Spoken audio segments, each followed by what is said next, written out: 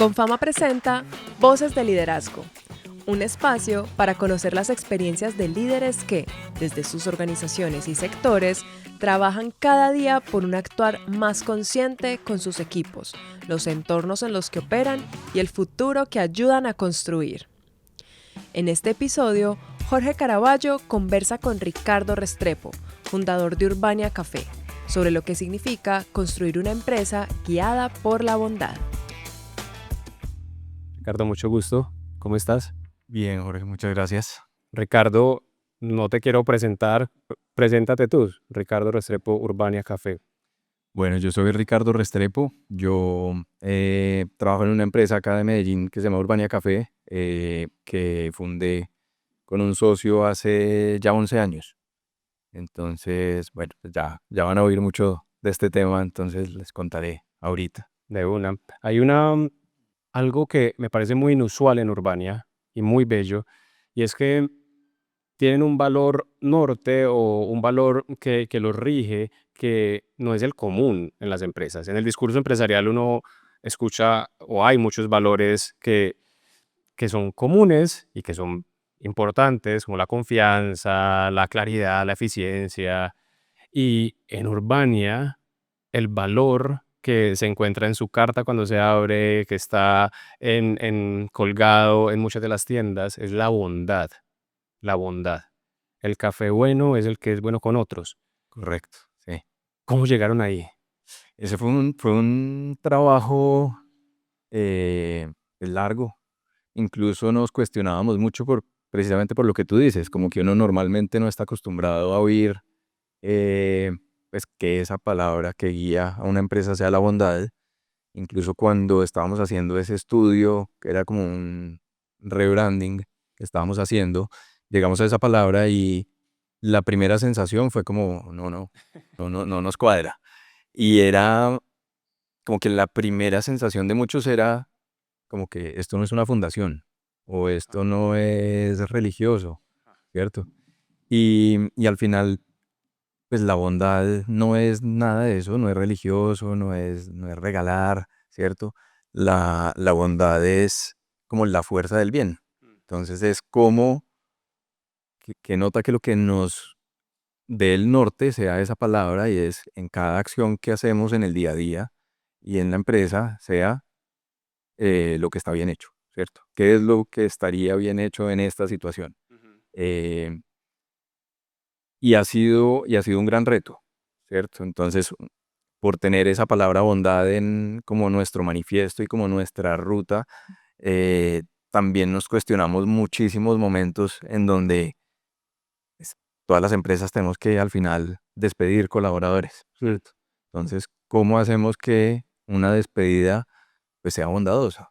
Entonces, claro, el colaborador no lo siente bondadoso, pero nosotros pues tendremos que tomar decisiones que son difíciles y, y que al final sentimos bondadosa para la empresa. Ok, o sea, la prioridad de la empresa. Sí, claro, la prioridad tiene que ser los 80 colaboradores que tenemos y no podemos dejar que uno que está, digamos que, dañando el ambiente o generando cualquier problema, porque es que somos bondadosos, entonces tenemos que dejarlos, eh, pero al final eso sería poco bondadoso con todos los otros. Entonces empieza a haber controversia en muchas situaciones y eso se ha convertido en un reto, pero a mí la verdad pues, me encanta. Yo leo ese manifiesto, todavía se me agudan los ojos Sí. y llevamos pues años con él. Ja. Yo pues muchas veces cada que entra una persona a la empresa hacemos una capacitación sobre el manifiesto y cada que lo leo a mí se me quiebra la voz. Capacitación sobre el manifiesto. Sí, bonito. Quiero leer 2 párrafos del manifiesto. Dale, dale. ¿Está bien? Sí. Que me parece muy, pues, estamos hablando de él y es bello. Dice así: la bondad solo se define a través de sus expresiones. Bondadoso es quien es bueno cada día, pues el simple deseo de serlo no es suficiente para transformar el mundo. La bondad es la forma humana de la justicia, pero también es el suelo fértil de la amistad y la raíz de la vida. Un buen café es el café que es bueno con otros, con quienes cuidan el grano que cuidará de su propia familia. Un café que da voz a quien no la tiene, a quienes no han sido escuchados. La bondad está en la sencilla decisión de escoger una taza de café, en la decisión consciente de todos los días. En Urbania queremos un café para hacer el bien, para caminar hacia un mundo tejido con la bondad en el que todos vivimos por encima del egoísmo. Un café que sea el camino hacia nosotros mismos, pues solo buscando el bien de otros encontramos el nuestro. Es muy bello, es muy bello. ¿Cómo se aterriza esto a las prácticas laborales? O sea, ¿cómo se aterriza este discurso de la bondad a la manera en la que el equipo trabaja? A los horarios, a las dinámicas, a las formaciones. O sea, quiero entender cómo se aterriza. Yo creo que al final la respuesta es más fácil de lo que uno, pues, yo puedo acá decir un montón de cosas, pero al final es, si todos aplicamos esa palabra en nuestro día a día como personas, ya, eso es. Porque al final eh, la empresa es un grupo de humanos trabajando. Entonces, si cada humano aplica eso, pues ya la empresa es bondadosa, Hmm. ¿cierto? Y la bondad se aplica en cada pequeña cosita que uno hace en el día. Uno puede ser bondadoso o no bondadoso 800 veces al día. Ujú, Entonces es, te miro feo o no te miro feo, ¿cierto? mm, O es cualquier bobada, es cualquier gesto. ujú. Entonces uno en el día a día va decidiendo ser bondadoso o no. Y en la medida que yo lo hago repetitivamente, em, ya, eso se replica, Eso es la ¿cierto? empresa. Ahora, en una empresa, eh, como en la vida misma, tenemos momentos difíciles, o sea, pasamos por cosas muy duras.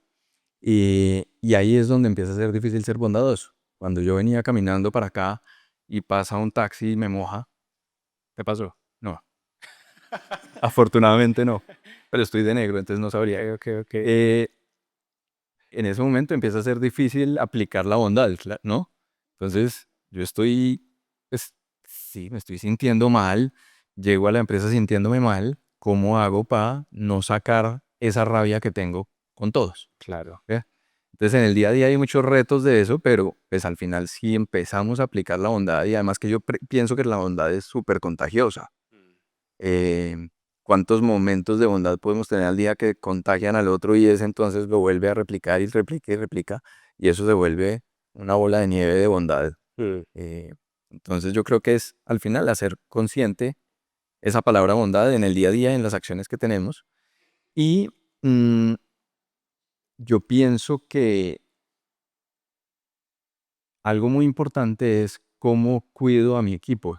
Yo creo que el líder, más que ser un líder que va guiando de esto es lo que usted tiene que hacer y hacer, eh, yo soy malísimo en eso. Entonces te lo manda mucho. Ese micromanagement, yo soy malo. Ujú, No me gusta.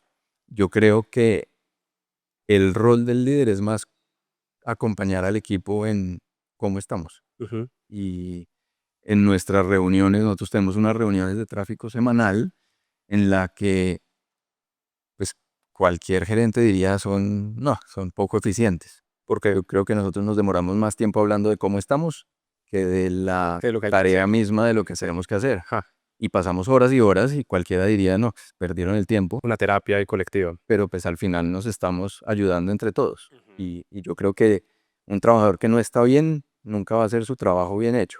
Entonces ojalá podamos ayudar a esos trabajadores a que estén bien de una forma bondadosa Ajá, y ellos van a seguir replicando eso. buenísimo.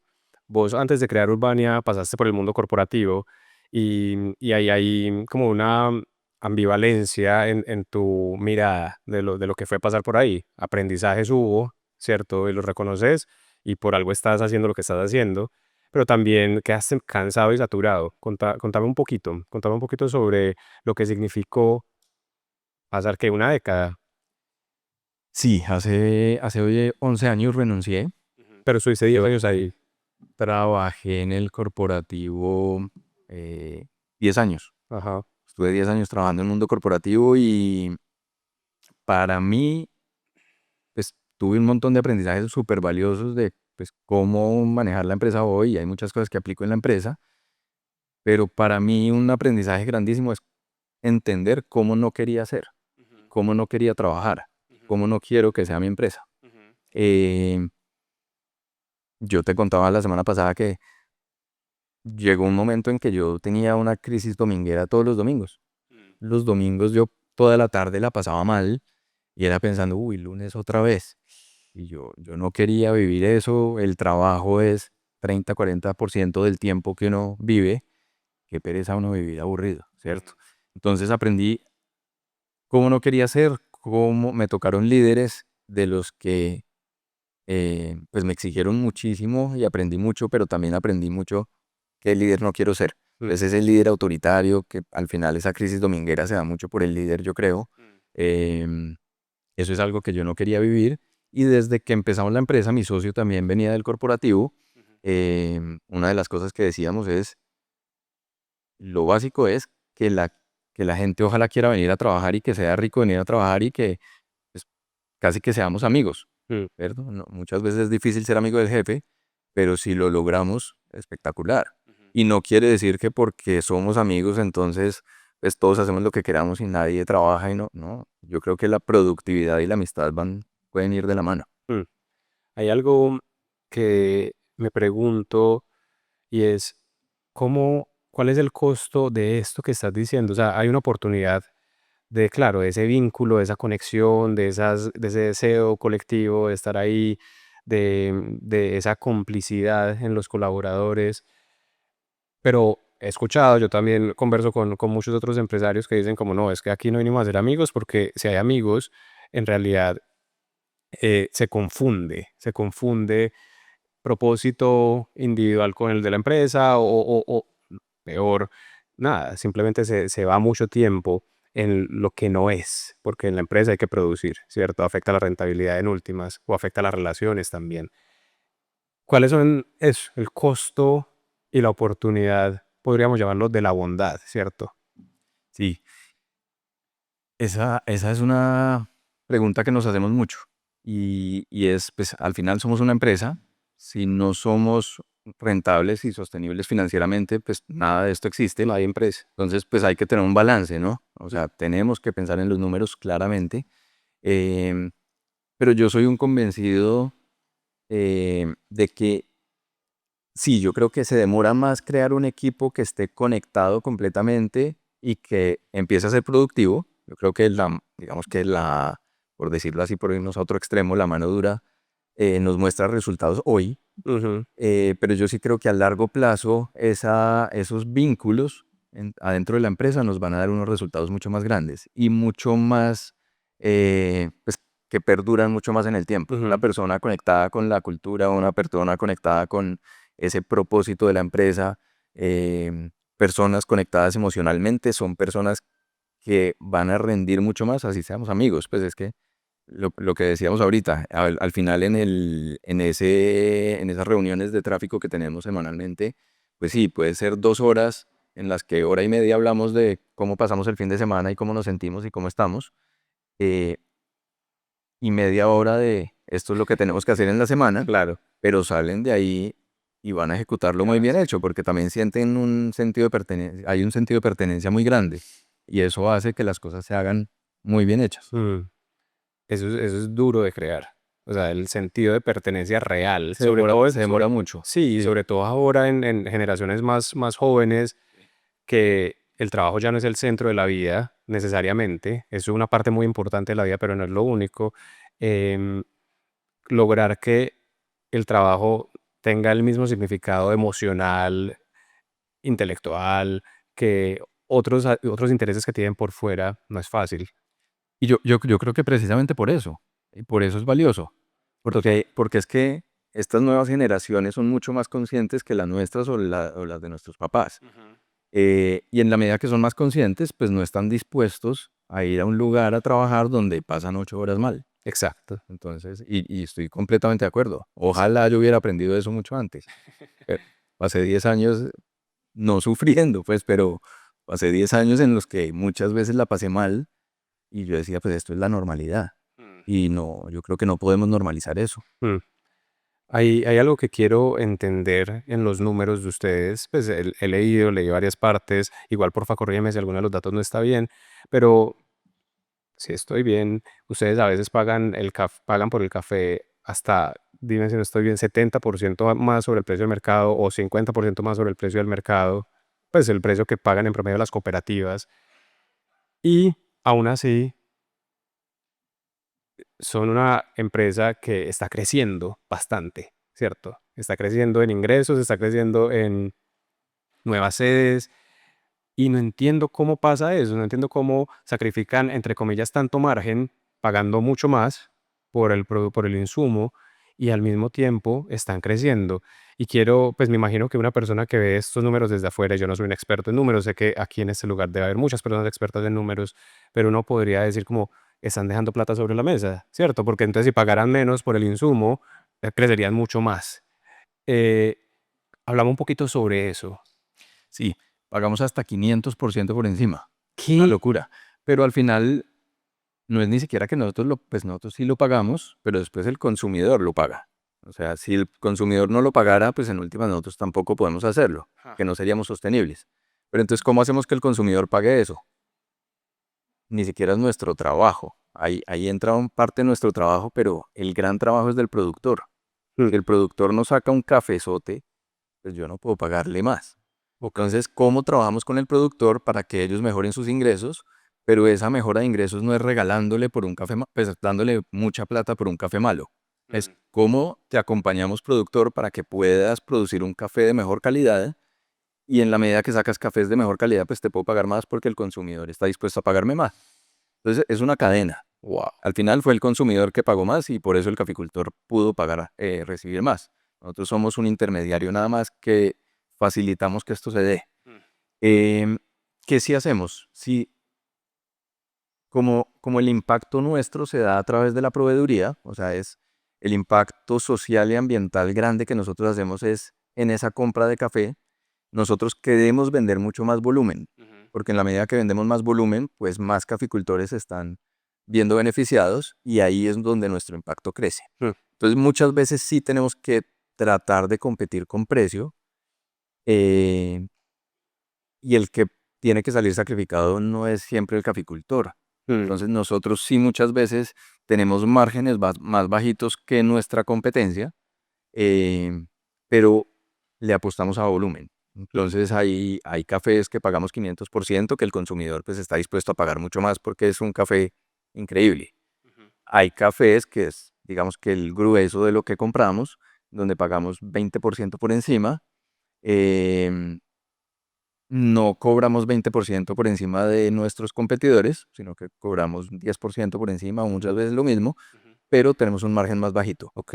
Y ahí digamos que una de las cosas que nos ayuda o pues que también nos fuerza a hacer eso es nosotros dentro de Urbania tenemos socios que son fundaciones y son fundaciones que invirtieron en nosotros para Mm, que nosotros crezcamos y que ese impacto crezca, ujú. pero nos están mirando no por el número, sino Por por el impacto. impacto. Mm, Entonces ahí tenemos que hacer hay negocios que hacemos en donde casi que no ganamos nada, mm, pero estamos impactando y eso ya es suficiente porque en nuestra junta a mí no me miden solo por números financieros, sino también por impacto. Entonces ahí miramos impacto social, impacto ambiental y pues financieros. Entonces pues tengo que tener todo. mm. Yo te contaba que conozco Urbania desde que empezaron, porque mis suegros viven allá a 2 cuadras de la calle 8, Sí. donde está el primero, y ha sido un lugar donde voy, trabajo, donde he escrito cosas que quiero. Es un lugar que se siente, sí, se siente muy bien, otra vez, como que la marca comunica eso. Y, y Urbania, en últimas, aunque es un poco más costoso, comunica muy bien hacia dónde se está moviendo mi compra, ¿cierto? Mis recursos, que es mi energía. Entonces yo voy a Urbania y compro un café que me vale eso, 15% más de lo que me valdría en otras tiendas, y está llegando al caficultor, está llegando a los bosques, está llegando a las especies que ustedes en las bolsas declaran que cuidan o que tratan de custodiar, obviamente a los colaboradores de ustedes, y termina uno, sin darse mucha cuenta, siendo socio de Urbania, ¿cierto? Siendo socio de ese sueño, de que se puede participar como consumidor de un proyecto que es justo y que distribuye la riqueza de una manera que impacta. Y eso hace que uno conecte con la marca de una manera que no es usual en el día a día con otras marcas o con otras tiendas. Me encanta que digas eso. O sea, si hay algo que yo me sueño es que todo el mundo lo entienda así. Mm, Y tal vez la frustración nuestra muchas veces creemos que no somos capaces de comunicar tal cual eso que tú dijiste. mm, Es cómo hacemos para que cualquiera que llegue a nuestra tienda entienda tal cual eso. mm. Y porque es que yo creo que al final mm, nosotros no vamos a cambiar el mundo, pero si todos acá pensáramos cómo hacemos para aportar un poquito al mundo, yo creo que sí lo cambiamos, Ujú. ¿cierto? Y es en ese tipo de decisiones. Oiga, sí, de pronto me vale 15% más, pero estoy entendiendo que aquí estoy aportando a esto, esto, esto, esto. Y ya como consumidores, aquí ya le hablo al consumidor, Ujú. es el consumidor es el responsable de que todo pase. Si el consumidor empieza a consumir de forma consciente y cada que se enfrenta a una góndola en el supermercado tiene 40 marcas de arroz Total. y piensa, esta me vale 300 pesos más, pero es una empresa B. Ahorita Daniela hablaba de las empresas B, que las empresas B no quiere decir que sea la mejor empresa del mundo, sino que son las empresas, las mejores empresas para el mundo, Ujú. o por lo menos eso tratamos de ser, pues ahí cometemos errores definitivamente, pero tratamos de ser lo mejor posible para el mundo. Entonces, si yo me enfrento a la góndola y decido conscientemente esa compra, pues estoy aportando mucho. Y Claro. en cada decisión de compra puedo hacerlo. Ahora, ¿cuánto nos demoraríamos mercando? Pero vamos aprendiendo poco a poco cuál es la marca que yo quiero de esto, cuál es la que yo quiero de esto, cuál es la que yo quiero de esto, y empezamos a hacer unas compras conscientes que tienen un aporte inmenso. Uno piensa que es que solo mi comprita no va a cambiar nada, pero si todos pensamos así, el cambio es una locura. Y las empresas empiezan a verse obligados también Claro. a hacer el bien, ¿cierto? Porque Exacto. si a mí no me compran, si yo no hago nada bueno para el mundo, me toca hacerlo. Así yo no quiera y estoy pensando solo en números, pero si quiero esos números, me toca empezar a hacerlo. Entonces yo creo que el poder lo tiene todos ustedes, todos nosotros como consumidores, y ahí es donde la conciencia de cada uno de nosotros podría definitivamente cambiar el mundo, que uno siempre piensa, no, es que el gobierno es, no, es que soy yo. Totalmente. Pues que en últimas el consumidor es parte de la empresa, Total. ¿cierto? Y las empresas están construyendo o destruyendo el mundo, dependiendo también del modelo sobre el que están levantadas. ¿Qué es una empresa B? Pues para quienes no somos expertos en eso. Sistema B es un sistema a nivel internacional en donde las empresas se pueden certificar como empresa B. Y las empresas certificadas empresa B son empresas que tienen no solo el impacto, pues no son empresas que son financieramente rentables, sino que además de medir todo lo financiero, también miden impacto económico, social y ambiental. ¿Ok? Em, Esto, pues hay una auditoría para revisar que las empresas sí estén cumpliendo con esto. Digamos que es una certificación difícil de tener. Cuando yo arranqué con Urbania, yo me soñaba poder llegar a ser empresa B Desde el comienzo. desde el comienzo, porque yo siento que las empresas B son, digamos que es el certificado que más cosas abarcan. Yo me puedo certificar Fair Trade, pero entonces esto solo está mirando lo social, o me puedo certificar Rainforest, pero entonces está mirando solo lo ambiental. Sistema mira todo. Incluso se mete a la empresa a mirar como el gobierno corporativo, pues cómo es con los empleados, un montón de cosas más allá de solo lo que hace hacia afuera. Ujú. Entonces son empresas que realmente están queriendo ser las empresas mejores para el mundo. Mm. Sí. Abramos o vámonos un poquito, salgamos de la empresa aquí en Medellín, del operativo, y quiero ir a donde está el caficultor, quiero ir a los bosques. Contame un par de historias o una historia que resulte significativa y en la que se pueda ver la transformación de un caficultor, de un ecosistema, por colaborar con ustedes. Hay un caso que a mí me encanta porque abarca casi que todos los proyectos que nosotros hacemos. Y es una caficultora que se llama María Concepción. María Concepción. María Concepción nació en Boyacá, fue desplazada por la violencia. No me pregunten por qué.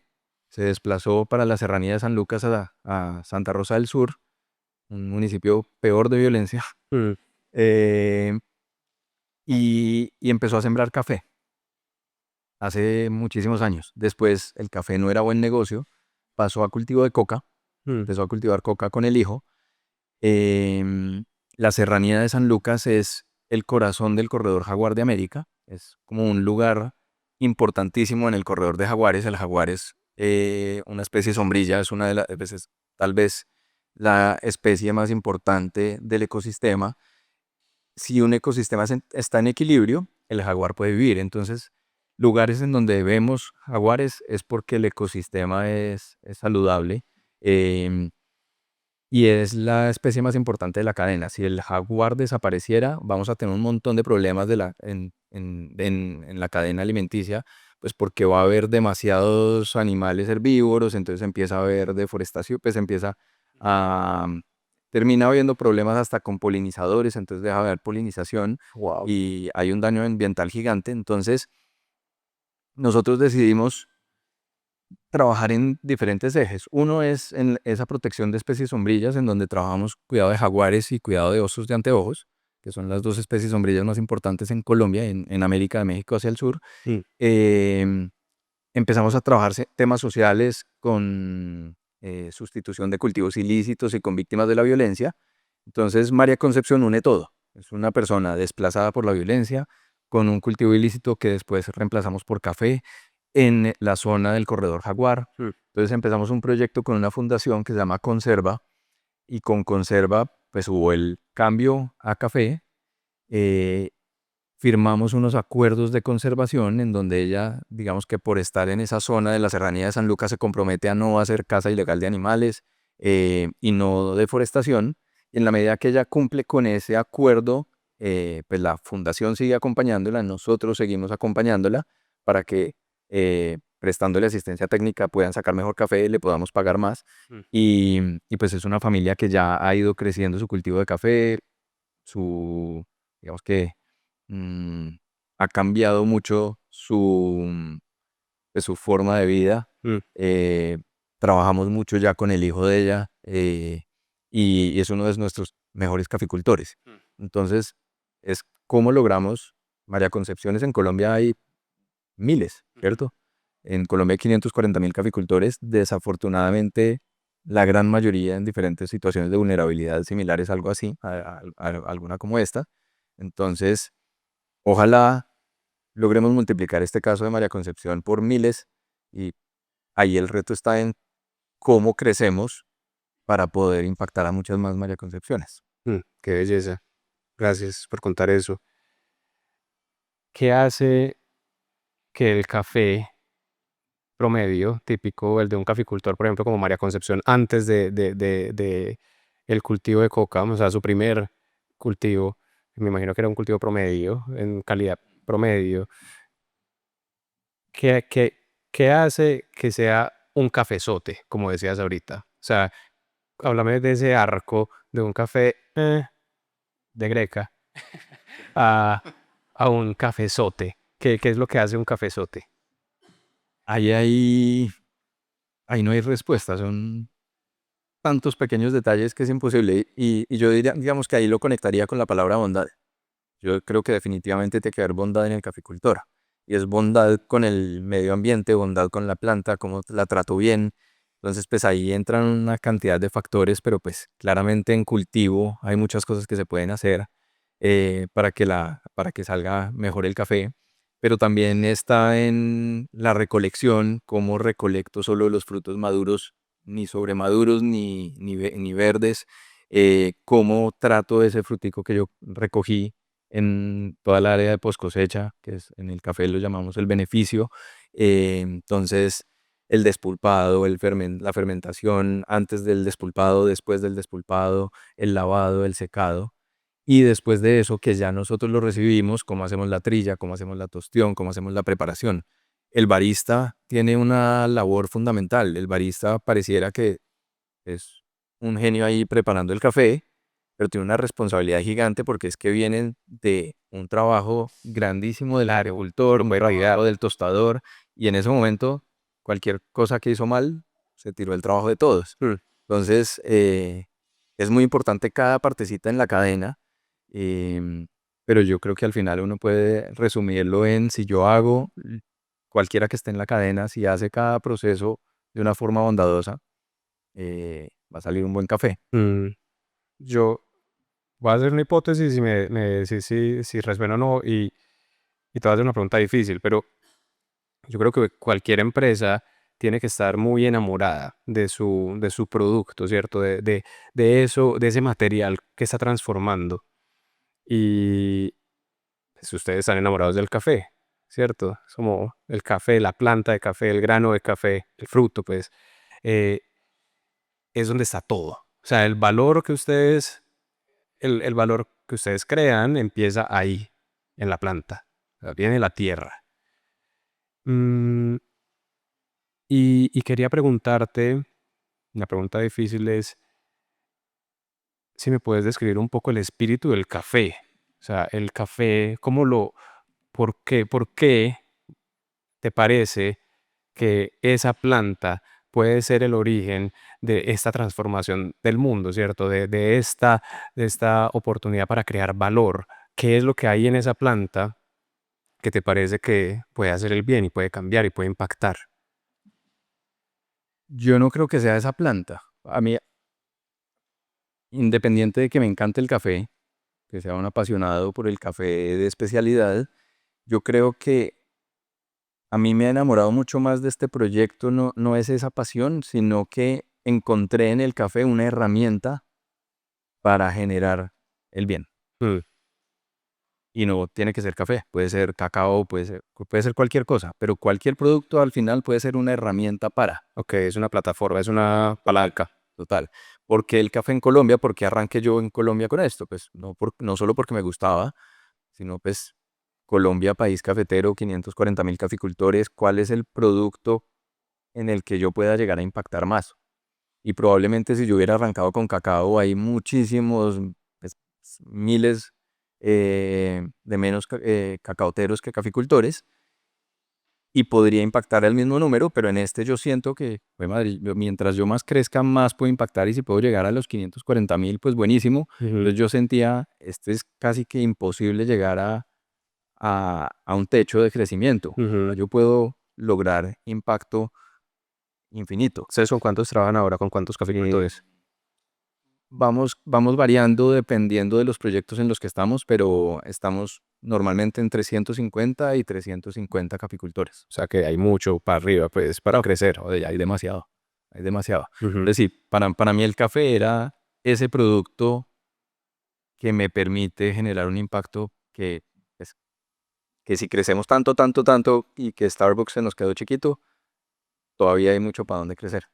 Ese crecimiento de ustedes, ¿cómo se siente? ¿Se siente a veces abrumador? ¿Se siente a veces te toca remar contra la corriente, siendo empresa B en un sistema donde me imagino hay mucha presión para, no, pues, tirar el precio más bajito a los caficultores o, en fin, o sea, el sistema en general en el que ustedes se mueven no es un sistema que comparte necesariamente los principios de Urbania. Eso hace que crecer sea difícil y todo eso lo pregunto y quiero enfocarlo es en vos. ¿Cómo se siente acompañar una empresa, acompañar un equipo que está creciendo y cómo te cuidas, ¿cierto? Cómo cuidas tu energía, cómo cuidas tu claridad mental, tu emoción, siendo una empresa diferente. Sí, yo creo que ser empresa diferente o no, al final la salud mental del emprendedor es una cosa supremamente importante.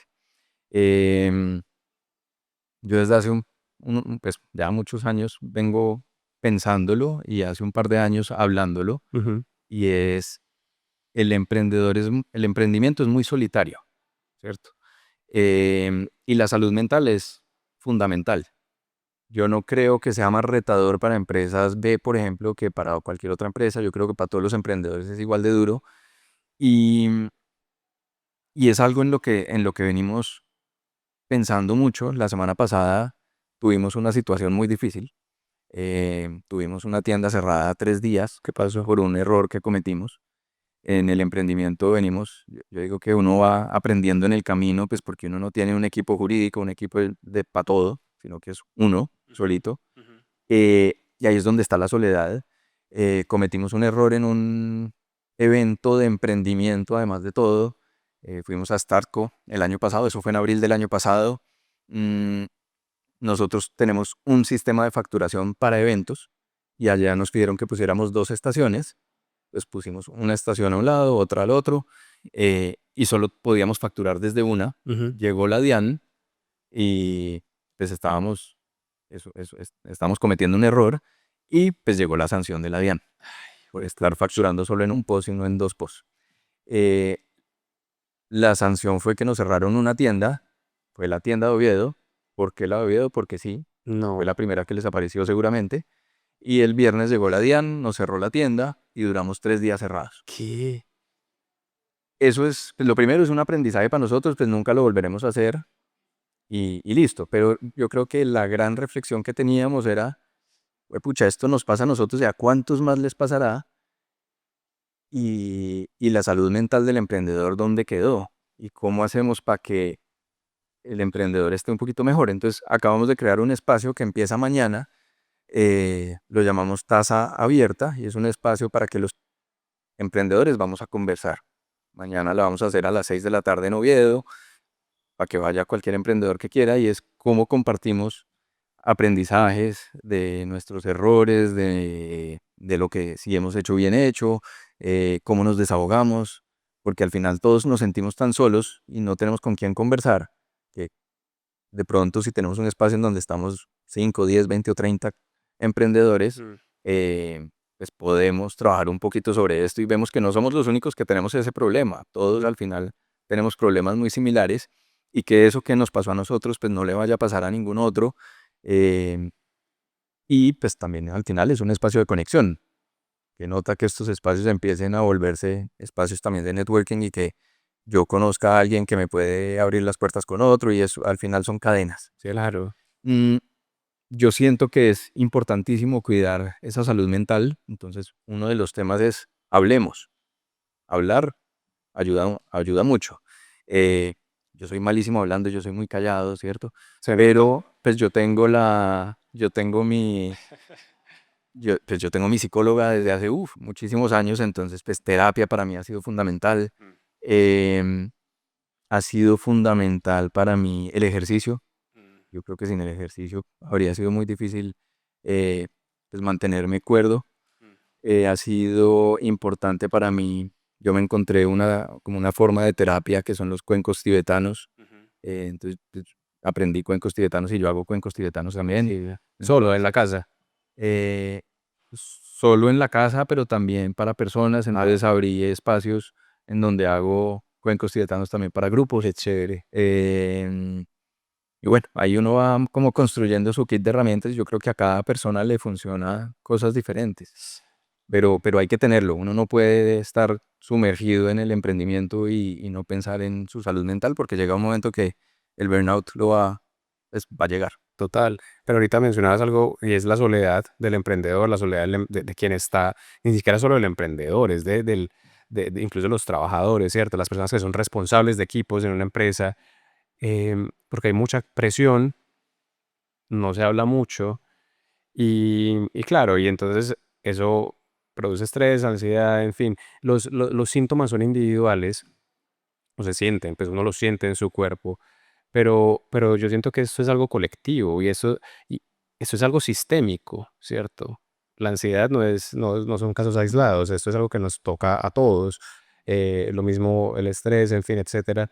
Y, y para esto que es sistémico, creo yo, también debe haber maneras colectivas de sanar, maneras colectivas de de soltar, de transformarse, que es lo que me parece muy bello de lo que vas a hacer mañana, ¿cierto? Es como, venga, hagamos esto juntos. Total. Esto tiene que ser juntos. Si vos lo haces en la empresa, ¿cierto? Vos te das cuenta que tu empresa es en realidad una gran cadena de colaboración, Sí, desde el caficultor o desde el animal hasta desde el bosque hasta el consumidor. Pues lo mismo en la manera en la que sanamos, en la que sí, nos conectamos entre nosotros para poder crear valor juntos. Tiene que ser colectivo. total.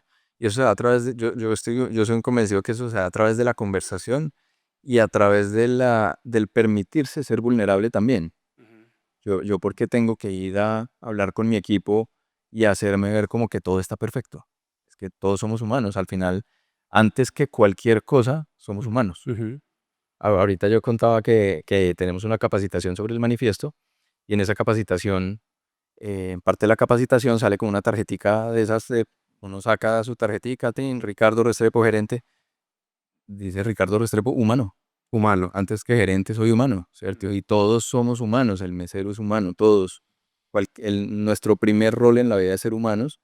¿Por qué no nos podemos mostrar vulnerables? Y en la medida que nos podemos mostrar vulnerables, también estamos sanando. Totalmente. Tenemos 26 segundos. Retos de Urbania actuales. ¿Para dónde vas? ¿Cuál es tu ambición? Los retos, yo creo que los retos, el reto más grande, más grande, más grande es que en el crecimiento todo eso que estamos hablando logre seguir siendo así. Porque entonces un tema muy difícil es cómo hacemos para que esa cultura de liderazgo pase a todos los líderes y que todos los líderes que entran a la empresa también tengan ese mismo estilo.